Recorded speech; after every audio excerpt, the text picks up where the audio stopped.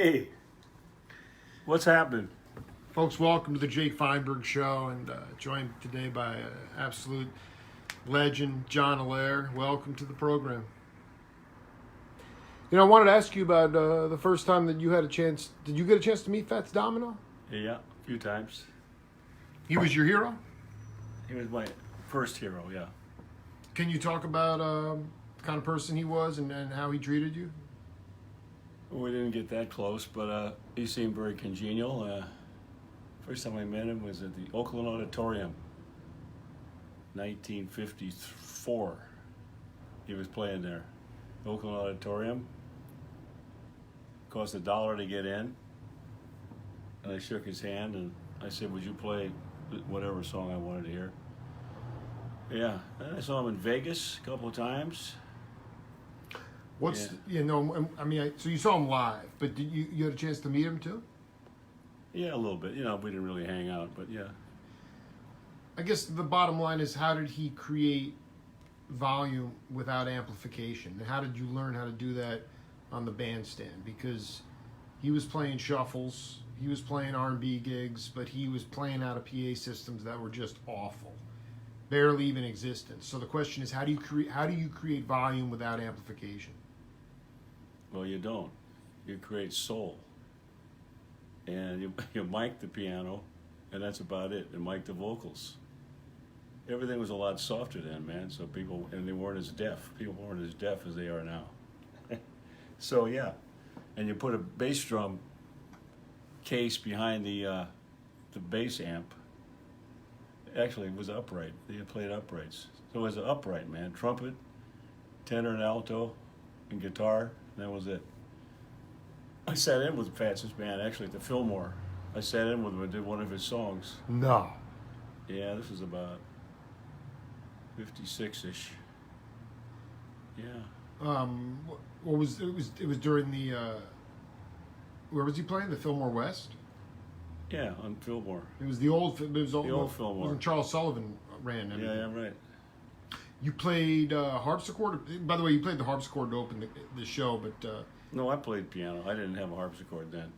Okay, so here's the question: you said it's not about you can't. It's about soul. What's soul for you, John Allair? What is soul? Communicating with people's hearts and feelings, rhythmically, dance music.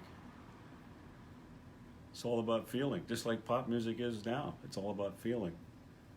It's not about volume or production, or 48 tracks. If you haven't got a good song and a good performance in the first place, it doesn't matter. So, soul always cuts through, And that's what people want to hear. That's what they relate to. Well, but they have to be able to hear it, and you say that they're deaf. Yeah, nowadays a lot of people they're so used to loud music. I know a lot of band members. You might be going to talking one today that probably has impaired hearing from playing really loud and being around loud amps and monitors. Of course, when you're on acid, you don't notice the damage at the time that you're getting ear damage, but later in life it shows up.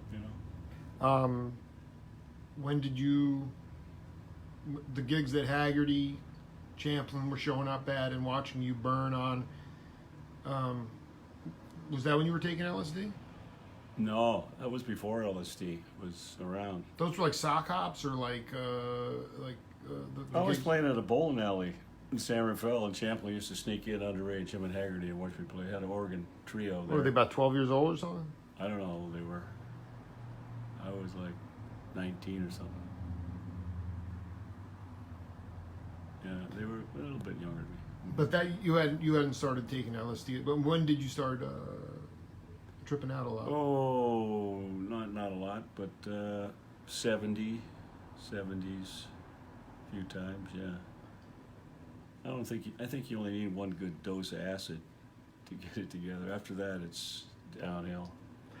It's not a recreational drug, man. But explain how it expands the sonic nature of your being, and at the time you don't realize that it's shredding you and causing that will eventually cause hearing loss. Oh, so, I don't know, pretty spaced out. You know, you can drive your car and see through your eyelids, things like that. But musically, I don't think it helped me musically. Nah. Marijuana helped me more musically, to practice and focus on doing one thing. So. I mean, I'm actually staying in Pacifica right now, and if I'm not mistaken, you used to work with Tony Williams a lot. He was over in Pacifica, is that right? I used to tune his piano for 20 years, yeah. You tuned Tony Williams' piano for 20 years, yeah. We were pretty good friends. How did you connect with Tony originally? Baldwin Company dealer gave him an artist piano for free. And I was working at the Baldwin dealer as a tuner, so I came with the piano. And everywhere he moved, you know. So, yeah. You used to talk to him about how he got his sound on his kit. Can you talk about that? Yeah, I wasn't really into that earlier but later after I got into. When it was first happening, you weren't into it. No, I wasn't aware of the advanced smile stuff after '69. All that stuff with Tony, I really wasn't into it at the time, but later I got into it. You know, and Wayne Shorter and all the guys, and I started getting into that type of stuff. But I just asked him how he got such an articulate, I think we mentioned this before, articulate sound on his ride cymbal. And he said he works with the engineer, and it's, you know, no plastic tipped sticks. He's got to hear wood on metal. That's what he said. You got to hear wood on metal. So, yeah. I always thought he was the most unique ride cymbalist, and really drove the whole thing with that more than anybody. Were you a big fan of amplification, or did you really were more of in the acoustic bag? Well, when I started, there wasn't much. I remember the first time I had a Webcore tape recorder with a little plug-in for a mic. And the first time I stuck a mic behind the piano and heard it come out through the Webcore little 4-inch speaker, it was very exciting. That was my first PA. And we used to do vocals to it too. So we didn't have anything, man, back there. Was no roadies, there was nothing. It was upright basses and acoustic piano. And you're lucky if you mic the piano. So, you know. How many mics on the drums? Any mics on the drums? No, man, we didn't have mics on the drums. Right. Nothing. Kidding? You're playing at, a small place. You got 100 people in there, and that's it. You just have to beat the shit out of things to get a sound. You're playing boogie woogie, stuff, fast domino and stuff. Did you wind up on any kind of Chitlin circuit, like the Martinez or the, go to Frenchie's? I mean, I guess the point is that you were traveling without your rig, and you had to take the dog du jour of the evening. Did you ever have to bang a piano back into tune because it was missing keys? Oh yeah, you run into those all the time. Not today, though. No, I bring my own. Right. But back then I was just getting into piano tuning, so I'd take apart a piano right before the gig, an upright. I'd take out the action about a half hour before the gig, trying to fix something, then I couldn't get it back in. But I finally did get it back in, but stuff like that, It was survival. Can you explain how you were able to disassemble the piano? Explain how I was doing? Well, I mean, how you did it so quickly before the gig. I mean, that's like... Well, no, you just take a few bolts out and pull out all the hammers and everything and try to fix something and then try to get it back in. And if you don't know what you're doing, you break things. I broke a few collateral damage there. Yeah. What about keys missing? Lots, yeah. Keys missing, ivory's missing. Cut your finger on broken ivories and bleed all over the keys. So, you're bleeding on the keys. You're doing karate chops with your left hand and people are pouring beer on your head. That was high school dances. That's what we did. They were pouring beer on your head? Yeah, they pour beer on your head and while you're playing. So that was what we did in high school. That was a good outlet for angst-ridden adolescents. People would like to... Could you play another tune? Yeah. What do they want to hear? Any requests out there? No. I'll play it. I just want you to play. A little slower there.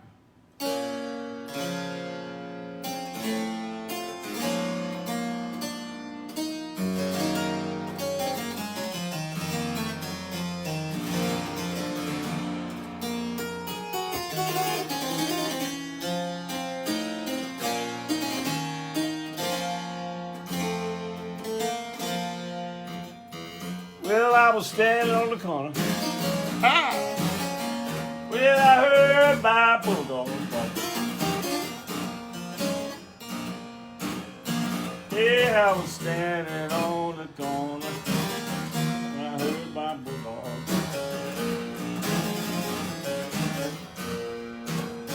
Well, he was barking at 2 men. Was gambling in the dock.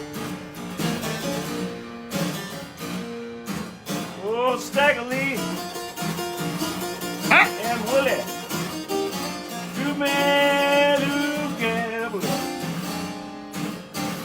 Staggerly threw 7 and the 4 boy.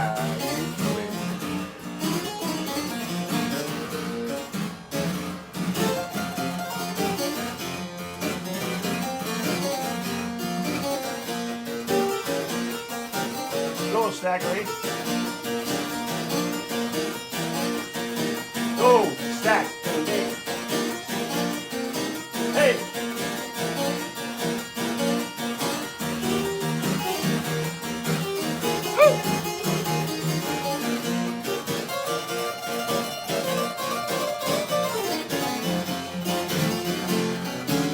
Look at old Stacky's back.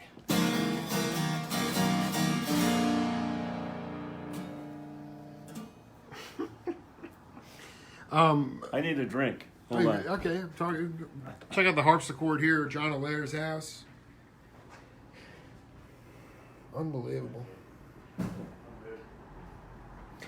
How did you well, you speak to Van Morrison quite a bit? Yeah, I had lunch with him last month. Sausalito. Mm-hmm. You guys go way back. You know, you know, from the outside, people consider him to be. He just said, he goes, I'm an introvert in an extroverted industry, you know? But he's a sweet cat. Yeah, I get along with him great. It's been 40 years, so we get along great. The bond started in music, though. It started at the Lion's Share? Yeah, I opened the show for him. 73 at the Lion's Share in San Anselmo with a duo. And then 74, I backed him up there at the Lion's Share with the duo. And then starting in 80, we did a lot of touring, 90s and 80s, Europe and everywhere. Played on about 10 or 11 albums, so yeah, Oregon mostly. And that duo was, Steve Mitchell had he had some tubes connected to his, what was the rig he had there? Yeah, he just had regular drums, but he did have a plastic tube connected to a tom-tom that had a hole in it, and he'd blow on it while he's playing it, change the pitch, you know, And Van was playing sax. He did, yeah, he played a little sax, harmonica, sax, guitar. And sang My Funny Valentine, you know. Oh. Are you, at this point, what are you still learning about as a musician? I mean, you've had all the experience. Do you miss the experiential experience? I mean, are you horny to play live? I always play live. I'm still playing live. Yeah. Where do you play now? Various places. I played a saloon in San Francisco last week. It was an 1890s Western barroom motif party, and I played. I had a hat, a derby, and a garter, and I played barroom piano for an hour, like old time barroom. It was great. Just solo. Yeah. What kind of instrumentation do you like to have if you have a bigger band? What do you like to normally put in your bands? Well, these days it's mostly piano, bass, and drums trio. And sometimes I do an organ trio, organ, guitar, and drums, and play the bass line. A while back, we also have a couple of horns with that too, but things are a little more sparse these days. So, you know. You play North Beach? Yeah, Broadway, yeah. Back in the 60s, Motown. Broadway in North Beach had about 20 bands on that street every night, playing every night. You know, playing Mustang Sally. You know, I just saw the other day. I'm curious if Allair ever made it into Caesars. I just interviewed Cesar Escarunas. Caesar 830. No, I never got there. Never got to that. But did you play for Carol Doda? No, but I was playing on that street when she was coming out of the ceiling on a white grand piano with her breast augmentation. That was a big deal then. Was she the first one to have breast augmentation? Yeah, topless. Yeah, I think so. Yeah, that was a big deal. Were you playing strip clubs too, like El Cid's and those places? I played a couple of strip clubs, Market, right off of Market. Me and a drummer used to play strip clubs. Yeah. If you can, just explain to the audience how do you split your brain in half and how did it help your time feel to have to learn to basically play two instruments at one time for a long time? Most cats don't kick pedals on the bass. Most cats play left-hand bass. So well, I play left-hand bass too. Now you do, but you were kicking pedals back in the day with Pete Lind. I don't know. Yeah, we had pedals, but I didn't use them. So you're saying you didn't kick pedals? No, we didn't use them all the time. They were there, and I used them for effect, but mostly as left-hand bass line. Kicking pedals and making a fluent bass line is hard to do on a Hammond organ. It doesn't flow, man. So, most guys play left-hand and pop a few low notes on the bass to get the attack. So that's how they do it. Jimmy Smith, that's what he did. But he could play ballads with pedals, left-hand chords, melody in the top manual, and really raise hair. Yeah, hair-raising situation. At the Jazz Workshop, see Jimmy Smith about 1965, with two Leslies, organ trio. That was exciting, man. That was when he was good. And Donald Bailey was on drums, I bet. Badass drummer. That was very exciting, man. And he was the first guy to really do it. I think everybody came off of him. Well, no, you articulated it well. He was the first bebop organist. Yeah, he was. And he had chops and time, and he was a showman. So he had it all going on. The vibe was so intoxicating, and then he would blow you away with that output. Charlie Erlin was playing saxophone when he first heard Jimmy Smith, and the minute he heard him, he started playing organ. A cat I might run into this evening. I wanted you to just talk. We talked about the only side project that Phil Lesh ever had was Too Loose to Truck, and we had T-shirts even. We had T-shirts. Well, what I'm saying is, I for whatever reason, everybody else in the band had, the Grateful Dead had side projects. Phil's only side project was Shipwreck. No, I'm sorry, not Shipwreck Pete's. You guys, you put together Too Loose to Truck with Haggerty and Steve Mitchell. Yeah. And they used to Mitchell used to joke with Phil about saying, Phil, we really need to get a bass player in this band. To keep, Is that true? I didn't know that. Well, what is unique about, because I'm not a musician, but he's brought so much joy to people, like as has George Porter, as has Chuck Rainey. What makes Phil a unique bass player? When you played with him in that band, what was unique about his playing? He's more of a melodic bass player. He was always playing solos, basically. He didn't want to particularly care about laying down a groove. So it was, melodic. But I have to tell you about our T-shirts that Phil designed. Phil designed T-shirts for the group? It's called Toulouse to Truck T-shirt. It had a picture of Toulouse-Lautrec with a truck, and in French, "Where's my Peterbilt?" underneath. "Où est my Peterbilt? Mon Peterbilt." So that was pretty cool. And we played about a year. We had to play all over the Bay Area. Totally free form, no rehearsals. I don't know. It was good. It was pretty cool. You guys wore the T-shirts to the gigs? No. Unbelievable. But he doesn't. He just wants to solo all the time. But he does. When I listen to those Too Loose to Trucks, it's not really a mess at all. It's together. No, I'm not saying it was bad. It was just a different style of playing. It was a melodic bass playing. It wasn't like play the low notes all the time and keep the groove. So yeah, he was different, and he was really into classical music.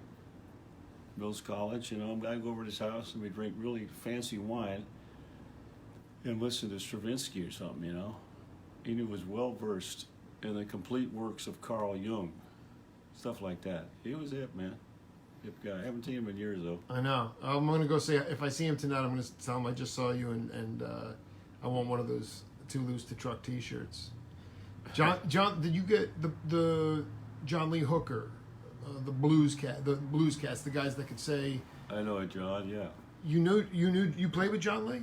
Yeah, I did an album with Van and John Lee Hooker, and we opened some shows with him. I opened shows for John Lee over at the Long Branch in Berkeley. Or no, what? Not the Long Branch. Wherever the other hole was, joint over there. I can't remember the name. Keystone Corner.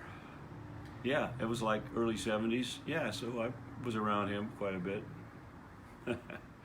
He's a trip, man. Yeah. What was it about his vibe that? He was like he could just play one chord. I'm talking about blues 3 chords. He could play one chord and be like the witch doctor, the shaman, and get everybody really down deep. It was the closest thing to Africa, man. That guy. It was direct lineage. One note. One chord. One chord. One chord for a whole song. And he'd have everybody in a spiritual state. Got everybody going, yeah, trance state. So Van used to live with him in New York. They lived in the same apartment. Van lived with John Lee? Well, not the same house, but I mean the same apartment. The same apartment building. So he was good friends with Van. They were tight. And little Walter was there too, he said, around the same time. Van knew all these guys in New York. Yeah. What is the blues? What do you hear today? The music's getting older. Classical music is now revered as ancient. You know, we revere it and we look at it as classical. And rock and roll, R&B, all the stuff that you really were the beginning of the lineage of some of that music. It's getting older now. So, how do you look at music and where is the blues today? Well, there's a lot of, to me, mediocre kind of people trying to copy blues from the early 50s and 40s, and nobody's ever really done any better. It's like Charlie Parker.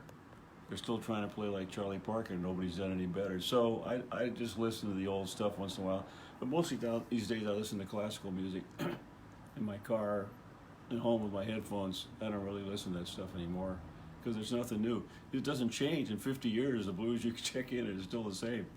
Everything's the same, man, you know. So I don't know. There's a lot of guitar players around playing the blues and bending notes. And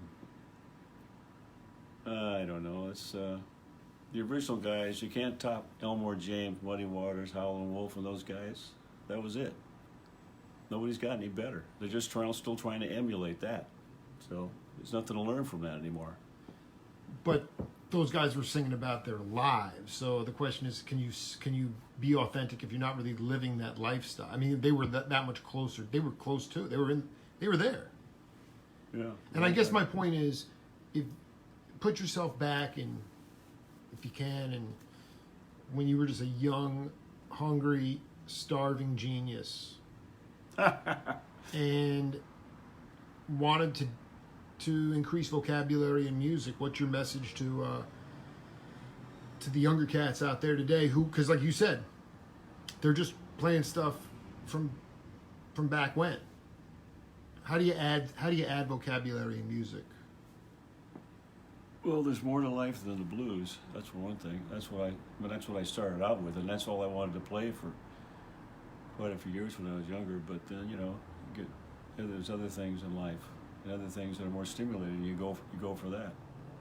Whatever grabs you. For me, it was like first it was jazz, Jimmy Smith, and then it was classical, Bach, Glenn Gould, and it's an infinite. You can keep growing with music. There's no limit to that. But these young blues guys, at least listen to the original guys and try to copy them. They're the teachers. Listen to the recordings of it. That's where you learn from, not from some other white guy that's trying to copy some other white. You know what I mean? That's not it, man. That's not the source. So, if you're going to play in the style, listen to the original guys. That's your teacher. I still believe that, Can we finish out with a song, a tune? And we'll wrap things up. Yeah. Well, John Allair. Let's see here. What do we got?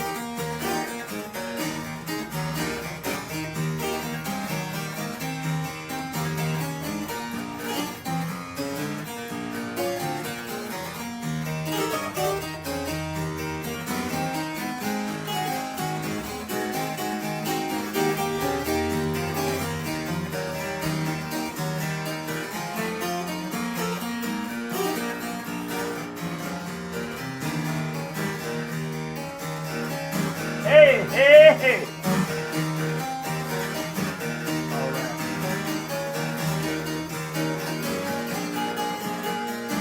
Good night, sweetheart. Good night.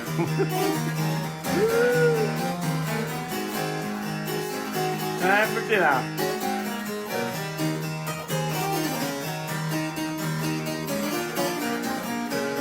Thank you very much, ladies and gentlemen. See you somewhere down the road. Say hi to Pete Lynn and Phil Lesh and ask him why he didn't put me in his book. He didn't mention Two Losers Truck in his book. Not too bad. I know where the bones are buried.